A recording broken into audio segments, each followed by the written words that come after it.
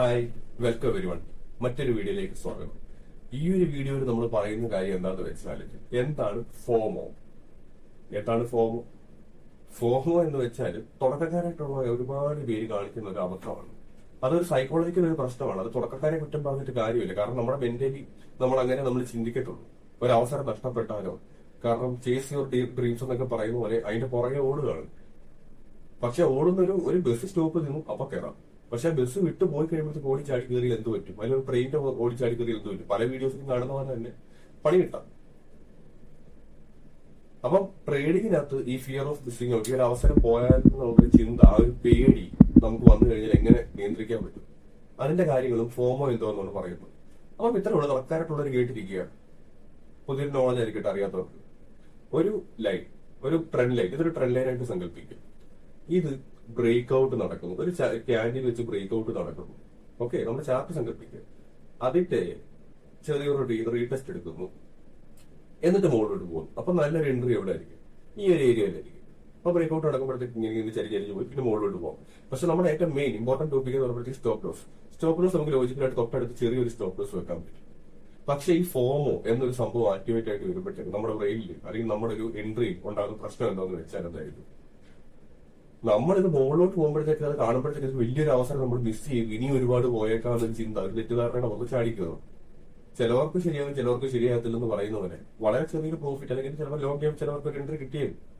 പക്ഷെ most of the guest കാണുന്നത് പറയുമ്പോഴത്തേക്ക് ചിലപ്പോൾ ആ ഒരു ക്യാരി ചിലപ്പോൾ ചെറുതായിരിക്കും, വലിയൊരു ക്യാരി കണ്ട് ചിലപ്പോൾ താഴോട്ട് പോകുമായിരിക്കും, ചിലപ്പോൾ കൺഫർമേഷൻ എടുക്കാതായിരിക്കും ഇവർ കയറുന്നത്. കാരണം വലിയൊരു എന്തോ ഒരു സംഭവം നഷ്ടപ്പെട്ടു എന്ന് പറഞ്ഞൊരു പേടി.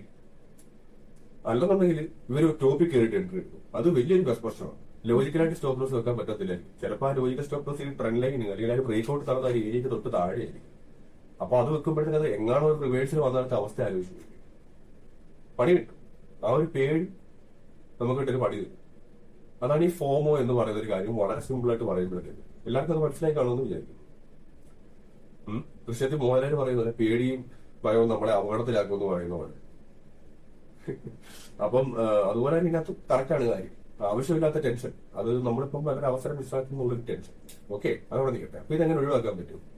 അത് കുറച്ചൊരു എക്സ്പീരിയൻസ് ഒക്കെ ആവുമ്പോഴത്തേക്ക് നിങ്ങൾ തന്നെ ശ്രദ്ധിക്കുക.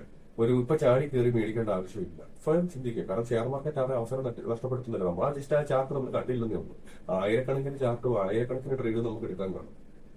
അപ്പം ആ ഒരു അവസരത്തിന് വേണ്ടിയിട്ട് വെയിറ്റ് ചെയ്യുക. മനസ്സിലായോ? ഇപ്പൊ ടാറ്റ മോട്ടോർ പോയാൽ ടാറ്റ സ്റ്റീൽ വരും. ടാറ്റ സ്റ്റീൽ പോയാൽ മറ്റേ അദാനി പോർട്ടും അല്ല, വേറെ എന്തെല്ലാം ചാർട്ട്, വിപ്രോ ഉണ്ട്, എന്തെല്ലാം ചാർട്ടുണ്ട്. പേരിപ്പോ പറയാൻ പോലും ഓർമ്മ കിട്ടുന്നില്ല. ആ രീതിയിൽ എന്തോരം ചാർട്ടുണ്ട്. അപ്പൊ നല്ലൊരു അവസരം ഉറപ്പായിട്ടും നിങ്ങൾക്ക് കിട്ടും. ആ ഒരു അവസരത്തിന് വേണ്ടി വെയിറ്റ് ചെയ്യുക. നല്ലൊരു എൻട്രി പോയി കണ്ടെത്താൻ കയറുക. ചാടി കയറണ്ട. ആ പറഞ്ഞത് ഓടുന്നൊരു ട്രെയിനിൽ ചാടി കയറിയാൽ നിർത്തി വെച്ചാൽ ഓക്കെ. ഓടുന്നൊരു ട്രെയിൻ അങ്ങ് പോയ ചാടി കയറിയാൽ എന്ത് പറ്റും? അപകടം പറ്റും. ആ ഒരു അപകടം ട്രേഡിങ്ങിൽ ഉണ്ടാകാതിരിക്കട്ടെ. ഉണ്ടായാൽ പണി കിട്ടും.